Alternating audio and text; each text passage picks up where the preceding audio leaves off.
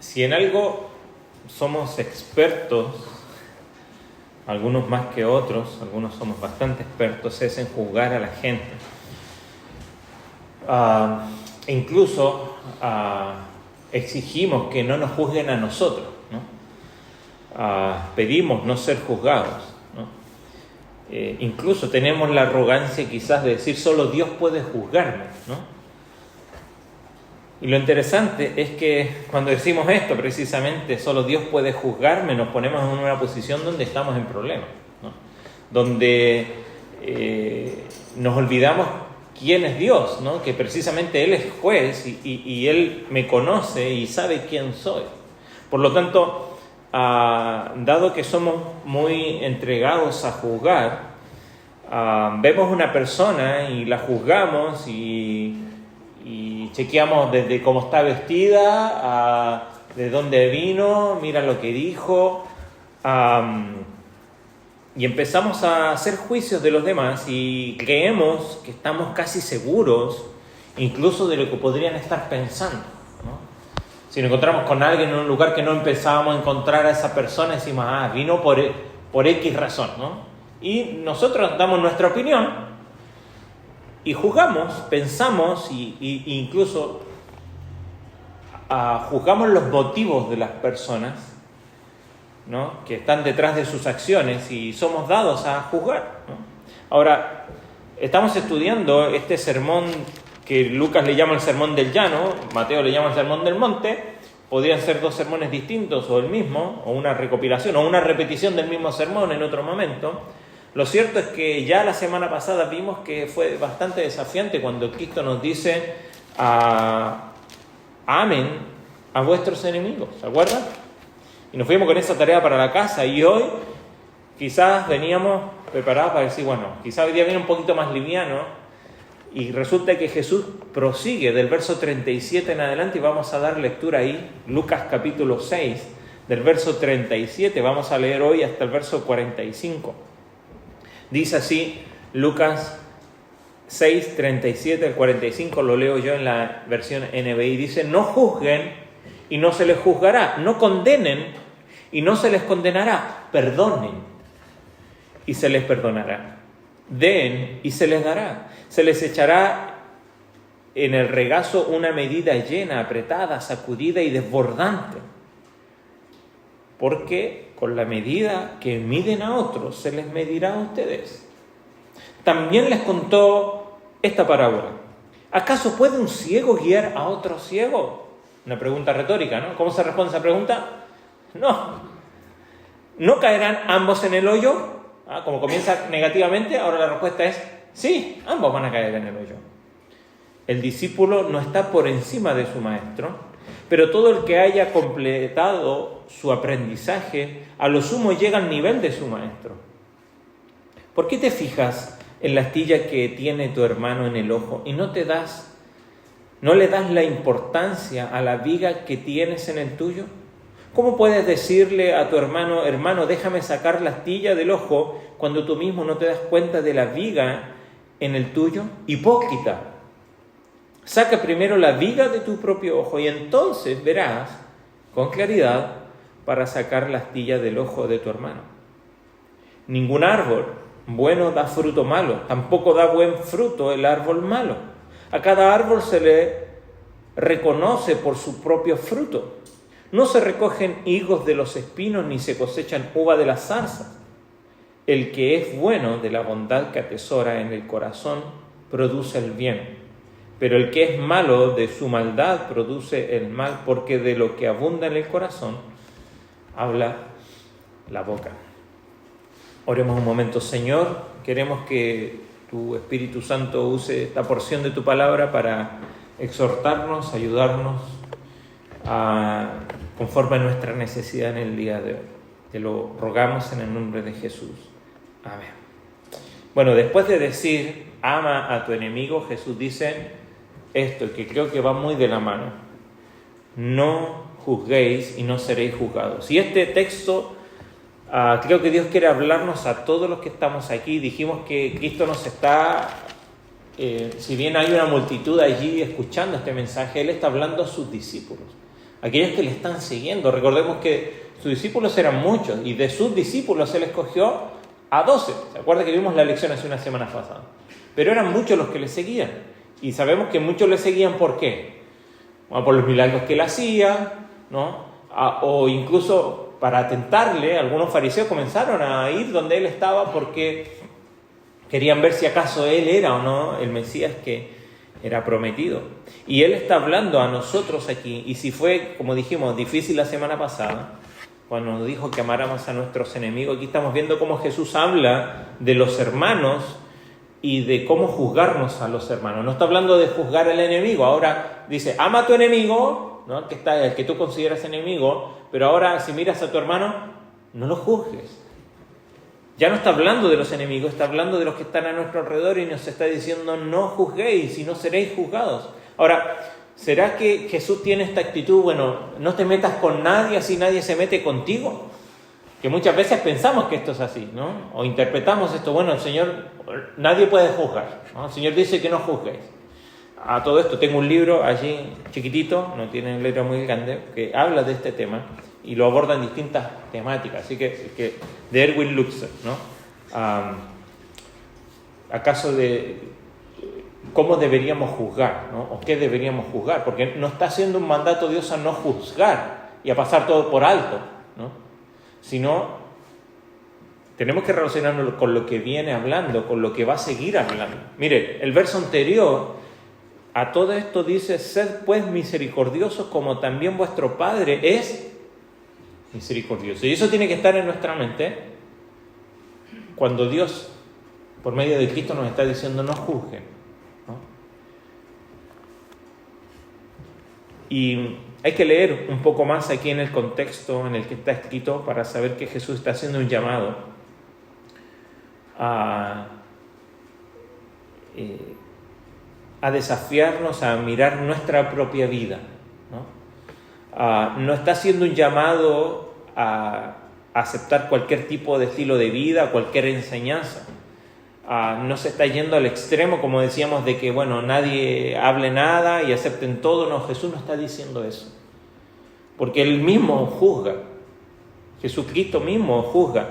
En este mismo pasaje vemos que en el verso 45 Él hace un juicio y dice, el hombre malo o el hombre bueno, del buen tesoro de su corazón saca lo bueno, y el hombre malo, del mal tesoro de su corazón, saca lo malo. ¿Qué está haciendo Jesús ahí? Está haciendo un juicio, ¿no? Está diciendo que hay un hombre bueno y que hay un hombre malo. En Lucas, aquí, 44, dice, no es un buen árbol el que da malos frutos, ni un mal árbol, ni árbol malo el que da buen fruto, ¿no? Está hablando de un buen árbol y de un mal árbol. Lo que está haciendo Jesús es juzgar precisamente. Y para poder decir que un árbol es bueno o malo, o un hombre es bueno o malo, se necesita examinar de alguna manera, se necesita determinar esto. Juzgar, alguien diría que no es bueno ni malo, es algo que hacemos todo el tiempo. En Mateo, el pasaje paralelo a esta porción, que es Mateo capítulo 7, los primeros versículos, Jesús dice ahí, por sus frutos los conoceréis. Y dice, ¿acaso se recogen uva de los espinos o higos de los abrojos? Así todo buen árbol da buenos frutos, pero el árbol malo da frutos malos. No puede el buen árbol dar malos frutos, eso es algo lógico, ¿verdad? Ni el árbol malo dar buenos frutos. Todo árbol que no da buen fruto es cortado y echado en el fuego. Así, termina diciendo, por sus frutos los van a conocer. Entonces Jesús está diciendo algo aquí, debemos prestar atención. Que una manera en que podemos juzgar es a través del fruto que vemos en la persona, ¿no? Eso es lo que está diciendo de alguna manera Cristo aquí, y es que ese es el punto generalmente, que nosotros no juzgamos por los frutos, sino que juzgamos por las apariencias, juzgamos por lo que vemos superficialmente, juzgamos los motivos de las otras personas, juzgamos por lo que no vemos. Y terminamos, por eso dice, no juzguéis, y después dice, no condenéis, porque cuando juzgamos los motivos, juzgamos lo que no podemos ver, entonces terminamos condenando a los demás. Jesús está dando la manera en que podemos juzgar a través de los frutos. Pero no podemos juzgar pensando que conocemos todo. Jesucristo sí conocía todo. Él, ¿se acuerda? En más de una ocasión, ¿no? Allí en Lucas capítulo 11,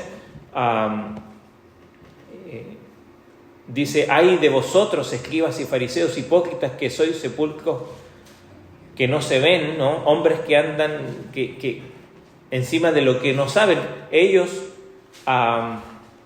juzgaban a los demás por lo que no podían ver. Y Jesús aquí lo que está haciendo, está yendo a lo profundo del corazón.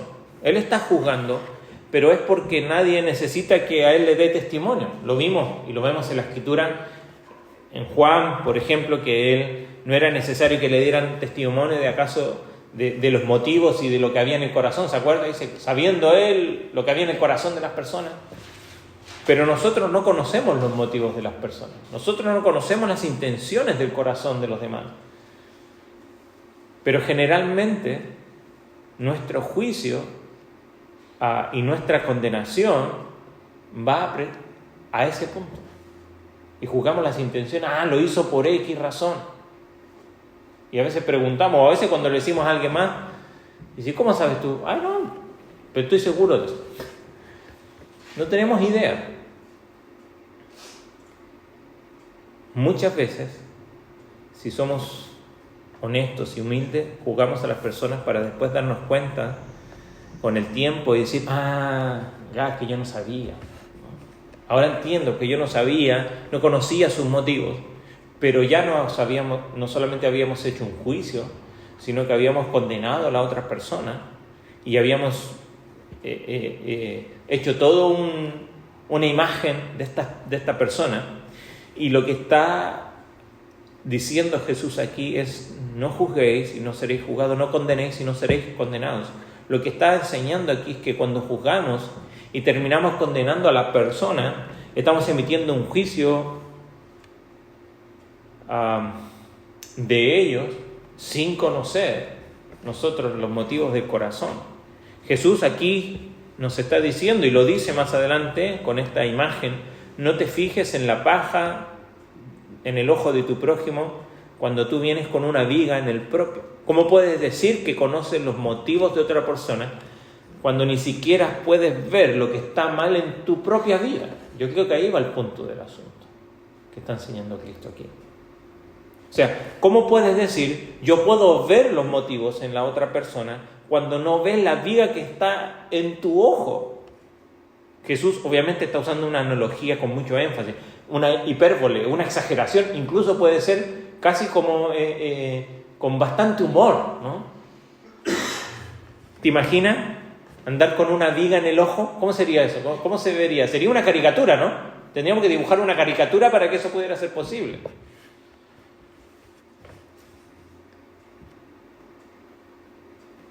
Entonces imagínate una viga en mi ojo y me estoy fijando en la paja en el ojo de mi hermano. Por eso que Jesús dice, ¿cómo lo califica? Ahí en el verso 42, después de decir esta cosa. ¿Cómo puedes decir a tu hermano, déjame sacar la paja de tu ojo, no viendo la viga en el tuyo? ¿Cómo le llama? Hipócrita. Porque eres ciego para ver lo que tú estás haciendo, pero eres muy bueno para ver lo que otros están haciendo y lo juzgas y lo condenas. Entonces, este juicio de condenación es un juicio basado en creer que conozco las motivaciones del corazón de otra persona, y era lo que hacían precisamente los religiosos del tiempo de Cristo. Y muchas veces somos así de religiosos. Vemos a la otra persona, vemos incluso su pecado, pero no vemos nuestro propio pecado. Aquí en Lucas, capítulo 18, por ejemplo, Jesús, alrededor del tema de la oración, nos va a hablar de un hombre que se siente por encima de los demás. Mire, si quiere avanzar un poquito, ahí Lucas capítulo 18, creo que es en el verso 9, dice, a unos que confiaban en sí mismos como justos y menospreciaban a los otros, les dijo esta parábola: 2 hombres subiendo al templo a orar, uno era fariseo y el otro publicano. Y fíjese, el fariseo, puesto en pie, oraba consigo mismo de esta manera: Dios, te doy gracias porque no soy como los otros hombres. ¿Qué está haciendo ahí? Está haciendo un juicio. ¿Y cómo lo juzga? Le dice ladrones, injustos, adúlteros, ni aun como este publicano. Ayuno 2 veces a la semana, doy diezmo de todo lo que gano. Más el publicano, estando lejos, no quería ni aun alzar los ojos al cielo, sino que se golpeaba el pecho diciendo: Dios sé propicio a mí, pecador. ¿Se da cuenta? Se da cuenta el menosprecio, se da cuenta el juicio y la condenación que ella hizo de esta persona que estaba llorando. Conocía por publicano, pero conocía los motivos de su corazón, no los conocía. Pero él ya lo juzgó de ladrón, de adúltero, de injusto. Hizo un juicio y hizo una condenación. Si hay un ejemplo claro de esta caricatura casi de la viga en el ojo, está en el Antiguo Testamento. Y si lo quiere anotar, es una historia bastante conocida que está en el capítulo 11 de Segunda de Samuel y es la historia de David. Parte de la historia de David con Betsabé. En Segunda de Samuel, capítulo 11, hay un gran ejemplo. La Biblia tiene buenos ejemplos y tiene malos ejemplos, ¿no? Bueno, este es un mal ejemplo. Mira lo que dice allí, ¿no? Vamos un momento ahí, no pierda Lucas. Pero Segunda de Samuel, capítulo 11, comienza diciéndonos que en el tiempo que salen los reyes a la guerra, que David envió a Joab, que era como el comandante, y con él a sus siervos y a todo Israel, y destruyeron a los amonitas y sitiaron a Rabá, pero David, dice, se quedó en Jerusalén. No sabemos qué tiempo es, probablemente cuando comienza la primavera, el verano, porque está más agradable. Entonces hay una mujer en un terrado lavándose y él la ve, ¿no?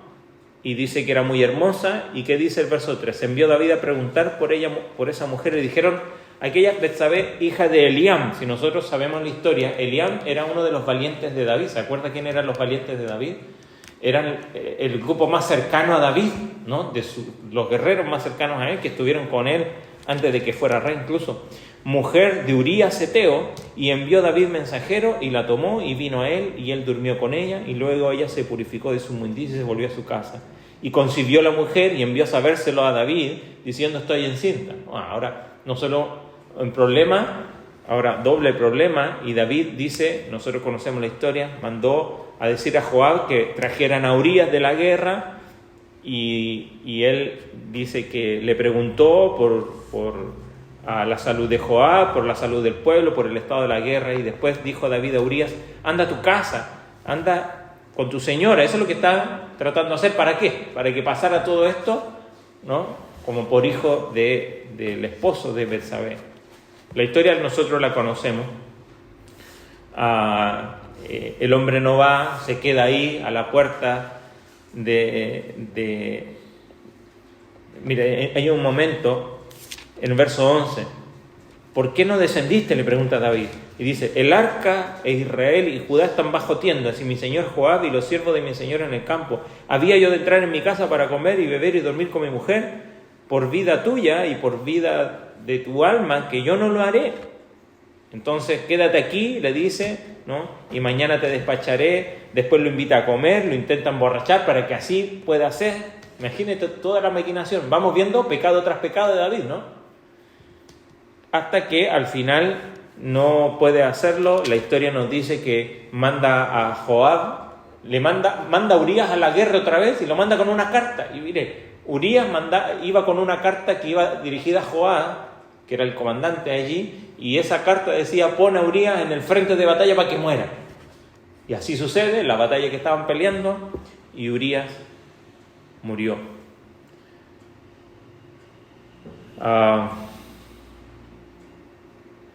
Imagínate este hombre llevando esta carta ahí sin saber lo que dice.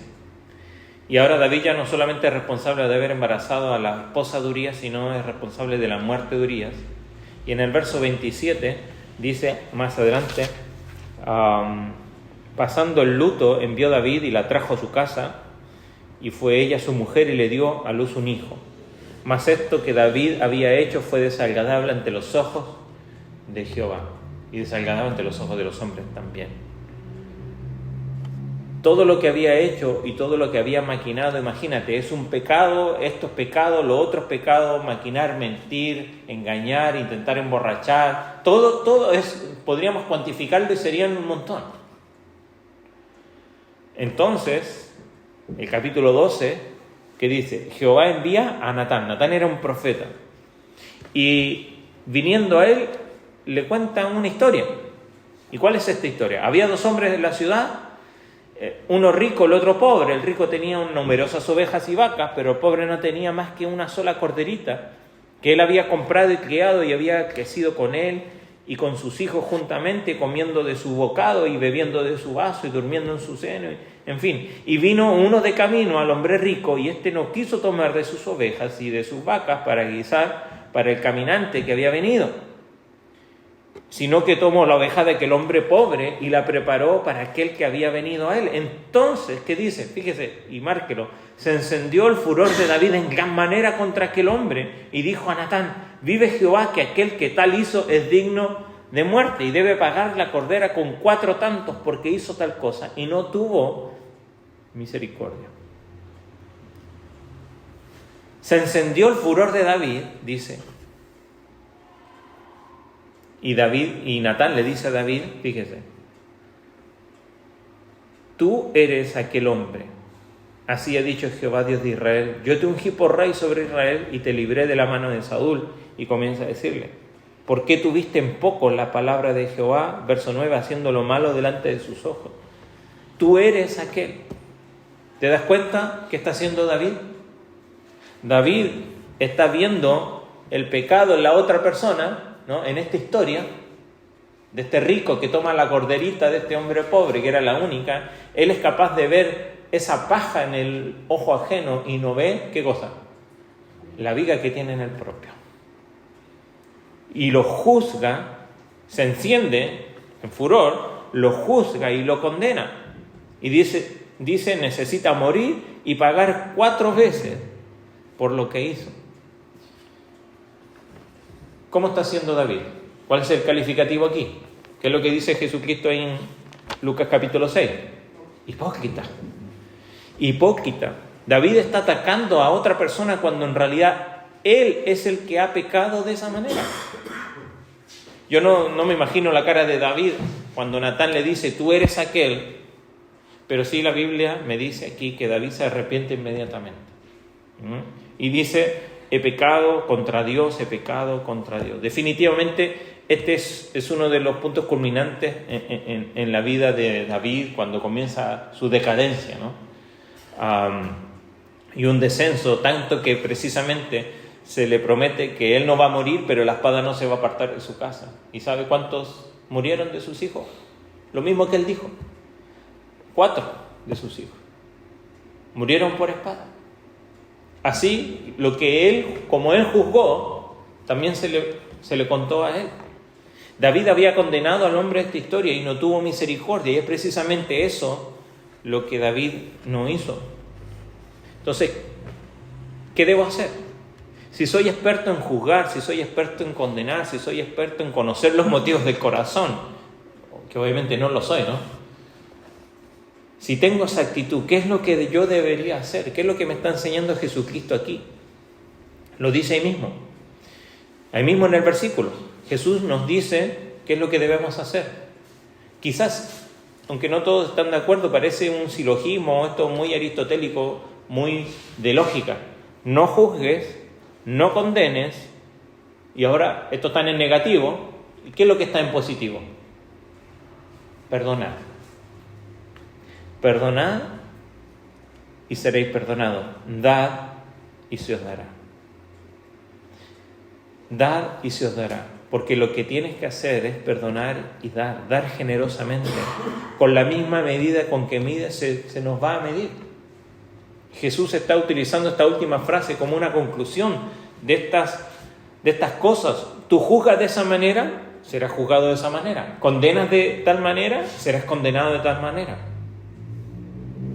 Perdonas de tal manera, bueno, de esa manera serás perdonado. Das y así también se te dará a ti. Obviamente, este versículo de da de tal manera y así se te va a dar, se ha mal utilizado, ¿no? Por este evangelio de la prosperidad que dice, da a Dios y Dios te va a dar mucho, ¿no? Claramente no es lo que está enseñando el contexto, es con la medida con que mides se os medirá. ¿Qué es lo que le sucedió a David? Él midió a esa persona de X manera y con esa misma medida le fue medido a él. Entonces, ¿qué debo hacer? Nos dice el texto, perdonar y dar. Como dijimos, es muy importante prestar atención al versículo anterior a este contexto, cuando se nos dice, sed pues misericordiosos, como también vuestro Padre es misericordioso. Entonces, de alguna manera, ¿de dónde surge todo este juicio hacia los demás?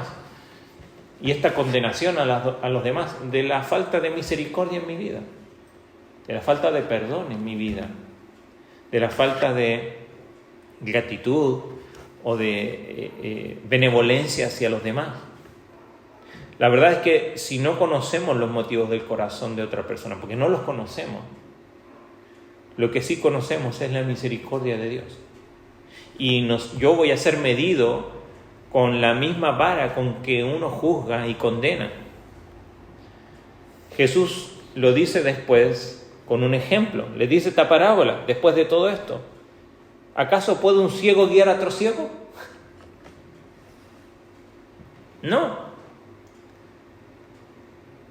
El ejemplo aquí, porque dice, vamos a caer en el hoyo. Sería como el discípulo que quiere ser superior a su maestro, no lo puede ser. Entonces Jesús, quien sí conoce los motivos del corazón, me está enseñando y me dice, bueno, como tú no conoces los motivos del corazón, no juzgues, no condenes, pero sí perdona. Y perdonar y dar vida. Mira, hay otra vez otro ejemplo que quizás no debo seguir, ¿no? Mateo capítulo 18, versículo 21, no lo vamos a buscar, pero conocemos la historia. Pedro se le acerca a Jesús y le dice, Señor, ¿cuántas veces voy a perdonar a mi hermano? ¿Y qué número dice él? 7, así como, wow, 7 es mucho. ¿Y qué le dice el Señor?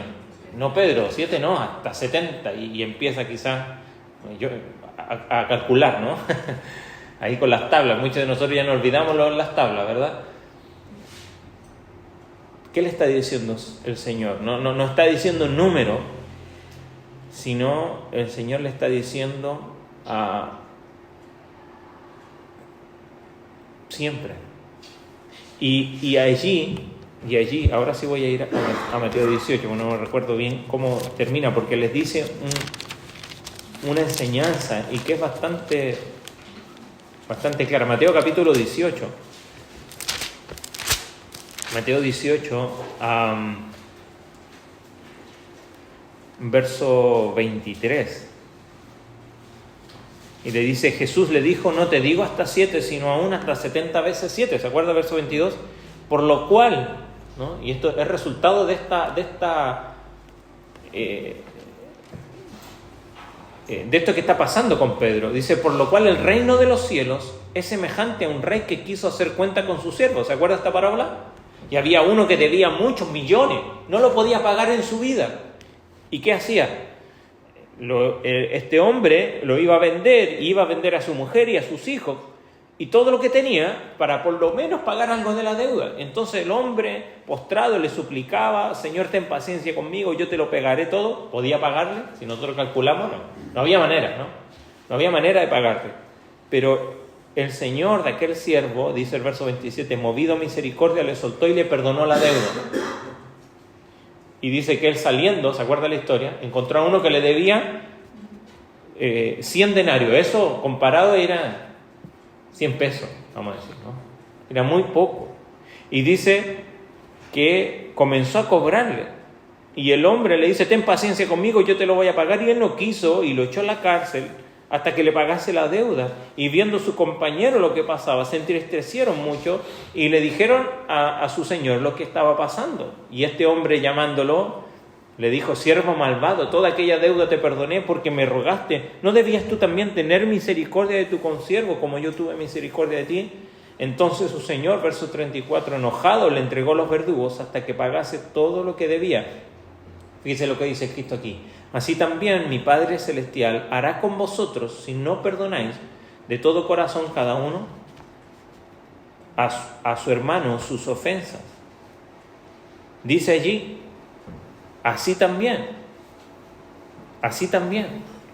Él no quiso, ¿no?, perdonar la deuda, y el Señor le dice: ¿no debías tú también tener misericordia como yo tuve misericordia de ti? Y lo que dice Jesús es casi perturbador. Dice: mi Padre hará con vosotros así si no perdonáis de todo corazón a su hermano. Resulta que no perdonar es maldad. Es una prisión en la que yo me pongo. Jesús está diciendo: sé misericordioso como mi Padre es misericordioso. No juzgues, no condenes, sí perdona, sí da vida. Porque con la medida con que mides, se te va a medir. Entonces, si lo ponemos en perspectiva, juzgar y condenar, aun cuando estamos siendo irónicos, soy experto en hacerlo, siempre va a ser un mal negocio para mí. Perdonar y dar es lo que debo hacer, porque en algún momento voy a ofender. Santiago dice que ofendemos todo el tiempo, y en algún momento voy a necesitar perdón. Y cuando tengo esta posición de condenar y juzgar como el fariseo, Señor, gracias porque no soy como estos, entonces comienzo a menospreciar a los demás y termino haciendo esto, condenando a los hermanos. Entonces, ¿qué debo hacer si veo que alguien está mal? ¿Lo dejo así? Porque quizás sería nuestra actitud. Bueno, no hago nada, no condeno, no dejo que todo continúe igual. ¿Qué debo hacer? ¿Cuál es el mandato del Señor? Dice: ¿por qué miras la paja en el ojo de tu hermano, pero no ves la viga que está en tu propio ojo? Entonces el Señor nos está diciendo qué es lo que yo debo hacer. Si yo veo que alguien está mal, ¿qué debo hacer? Ver mi viga. O sea, si tengo una viga en mi ojo, pero veo la paja en el ojo de mi hermano,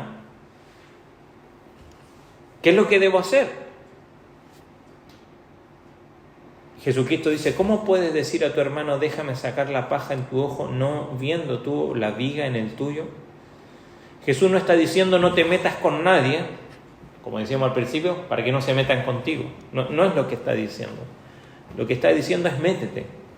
Pero ¿con quién debemos meternos primero? Con nosotros.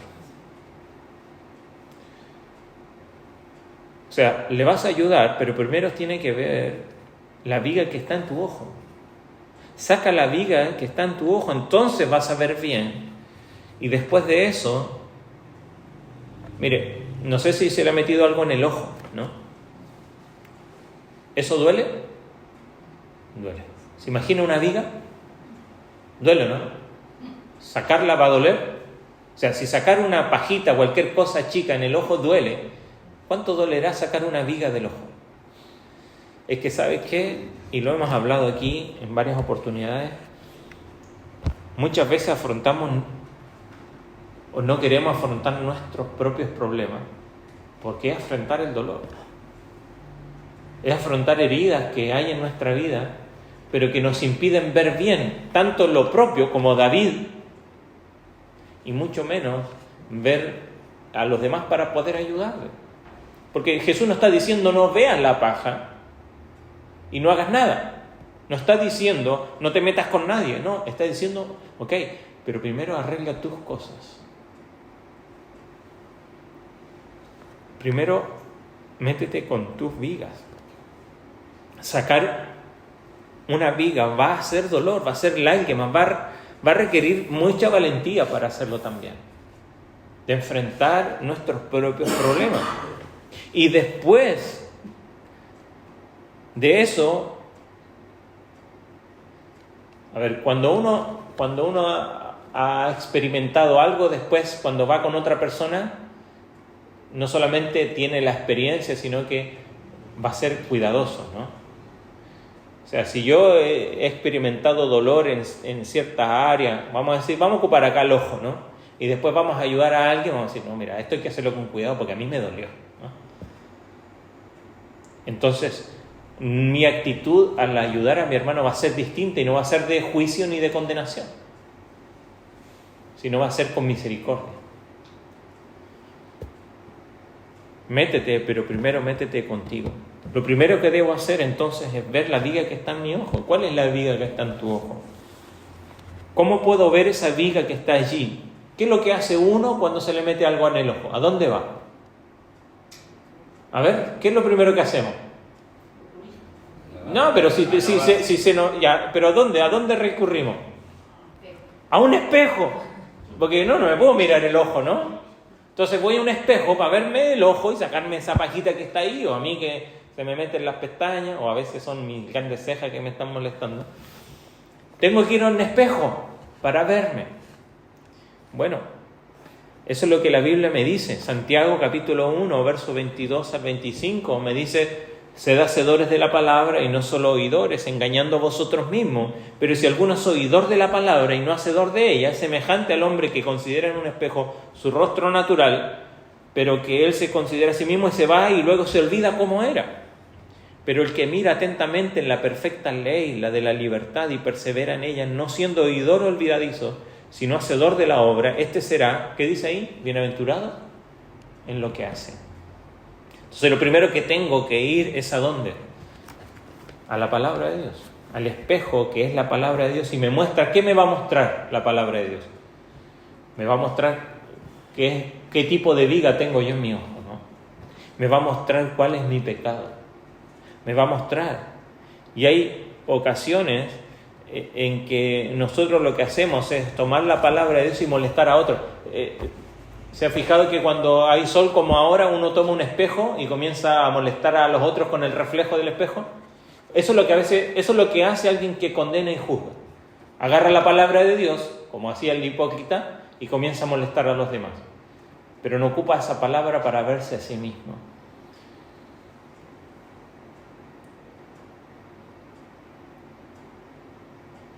Muchas veces, cuando leemos la palabra o estamos aquí, escuchamos una predicación o una clase, una exhortación y decimos: esa debería ser, ojalá hubiese venido fulano, fulana, ¿no?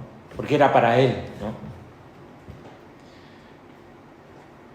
Lo primero que tengo que hacer es usar la palabra de Dios para ver cómo estoy. Me va a mostrar cosas, me va a mostrar una viga que está en mi ojo, una viga enorme, que me molesta, que no me deja ver mi condición, mucho menos me va a dejar ver cómo están los demás. Porque la Biblia, que dice Timoteo, que toda la Escritura es inspirada por Dios y útil ¿para qué? Para enseñar, para redarguir, para corregir, para instruirme. La idea de redarguir es esa, es mostrarme cuál es mi error. Y si voy a la palabra, esto es lo que va a hacer en mi vida, me va a enseñar, me va a redarguir, me va a corregir, me va a instruir, me va a mostrar lo que tengo mal y va a corregirlo. Pero si yo miro y luego me voy y no hago lo que me dice allí, entonces soy, como dice Santiago, como el que ve su rostro y se olvida y no sirvió para nada. Eso es el que dice que es oidor, pero no hace. Pero que el que mira atentamente y persevera en ella, será bienaventurado en lo que hace. Después de mirar la viga, lo que tienes que hacer es sacar tu viga. Y no solo ver y decir, bueno, sí, estoy mal, que es lo que a veces reconocemos cuando vamos a la Escritura, sino a sacar la viga.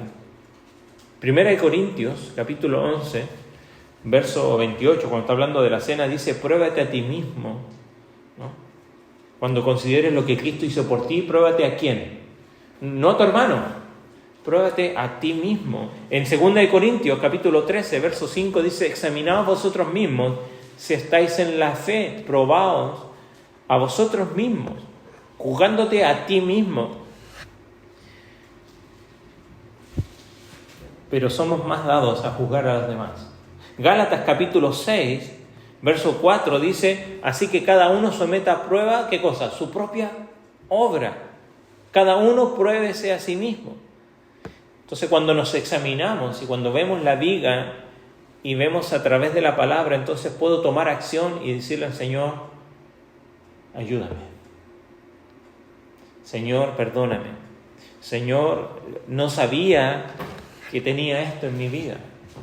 Como David, ¿no? Me arrepiento.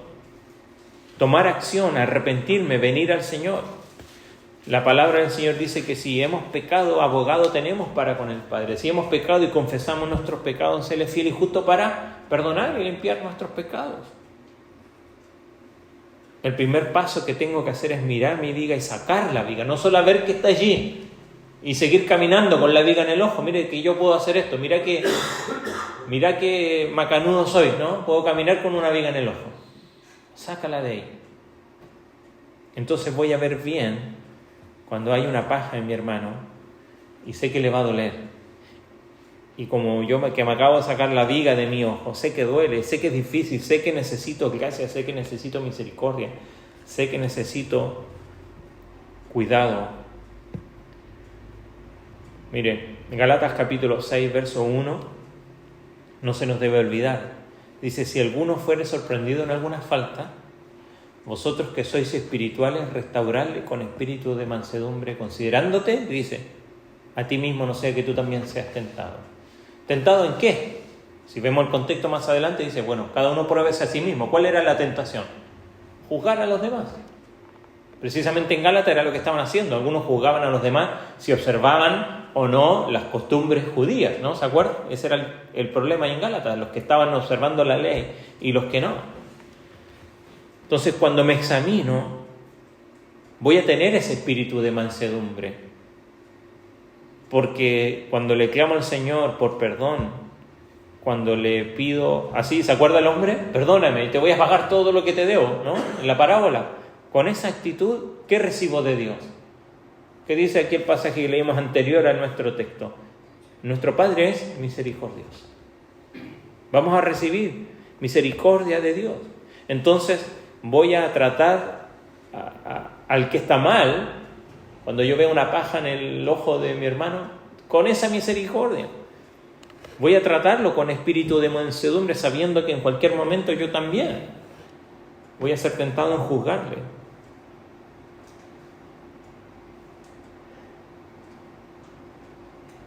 Y quizás es un buen momento para reflexionar si he estado viviendo de esta manera. ¿Eres rápido en juzgar, en condenar? Cuando veo la misericordia del Señor, entonces yo puedo ver, ¿no?, lo demás. Cuando vengo a su palabra día a día y soy hacedor de ella, entonces voy a tratar con cuidado a mi hermano y no lo voy a hacer para juzgarlo, para condenarlo, sino para buscarle, exhortarle, animarle, consolarle, ayudarle, acompañarle en el dolor. Y quizás decimos, bueno, pero esto es esfuerzo. Mire, pensemos hace una semana atrás, hablamos y decía, amad a vuestros enemigos. Escuchamos eso, ¿verdad? La semana pasada. La pregunta es, ¿lo puse en obra? ¿Lo puse en práctica? Según lo que nos dice Santiago, si no lo hicimos, somos oidores olvidadizos y nos engañamos a nosotros mismos y andamos caminando con una viga en el ojo. Todavía. Si alguno ha considerado la enseñanza del Señor y la pone en práctica, entonces va a poder ver y sacar la viga de su ojo para ayudar a mi hermano. Mire, Santiago, capítulo 5, creo que es el verso 20 o 19, por ahí dice que si alguno se ha extraviado de la verdad y alguno lo hace volver, sepa que al que haga volver del pecado, salvará de muerte un alma y cubrirá multitud de pecados. Porque quizás decimos, no, es que es mucho esfuerzo. O sea, ¿tengo que sacar una viga de mi ojo para ayudarle con una pajita al otro? No vale la pena. Pero déjeme decirle que vale la pena. Jesucristo no está diciendo no ayudes y no te metas por los demás. Al contrario, está diciendo hazlo. pero no lo hagas juzgando ni condenando, sino que métete primero con tus problemas, con tus asuntos. Vive y experimenta la gracia y el perdón y la misericordia y la transformación que Dios quiere. Él se comprometió a hacerlo en tu vida para poder ayudar a otros. Porque si no, es como la parábola que dice aquí, seríamos un ciego guiando a otro ciego, nada más. Ahora,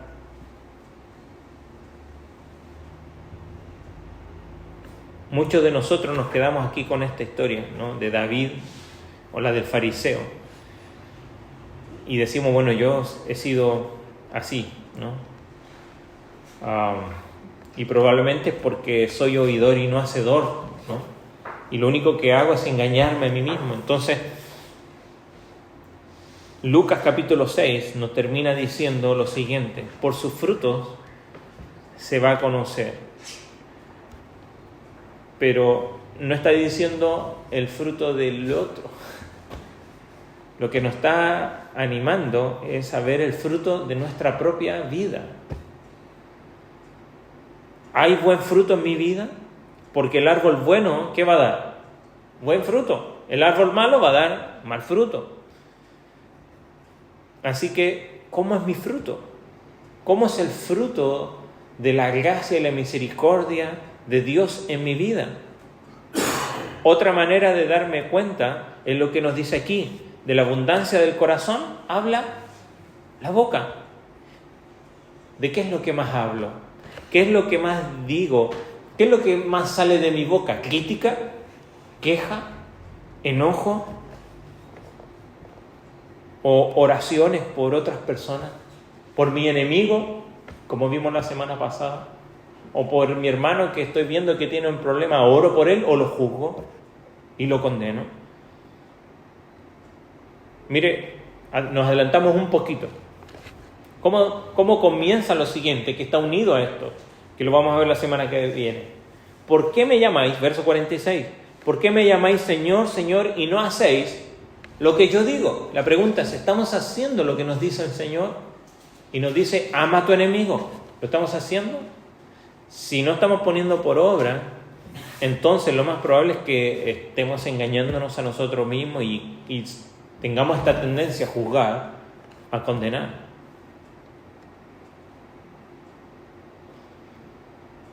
Si no estoy haciendo lo que tengo que hacer, que es sacar mi viga, si no estamos haciendo, pues simplemente va a ser aquí todos caminando, ¿no?, con nuestra viga aquí, dándonos de palo a cada uno de nosotros, un choque de ego, de egoísmo.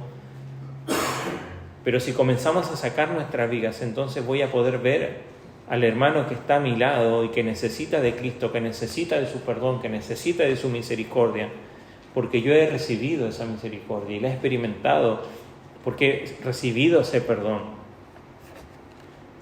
Entonces, simplemente tenemos que comenzar a hacer lo que el Señor nos ha pedido. Como dice ahí, ¿por qué? ¿Por qué no hacen lo que yo les digo? Y si estamos acá, ¿cuál es el fruto de tu vida, de mi vida? ¿Relaciones rotas? ¿Ofendo a mis amigos con mis palabras? ¿Cómo es el fruto de tu vida? La única manera es que la raíz del árbol es lo que da el fruto, ¿no?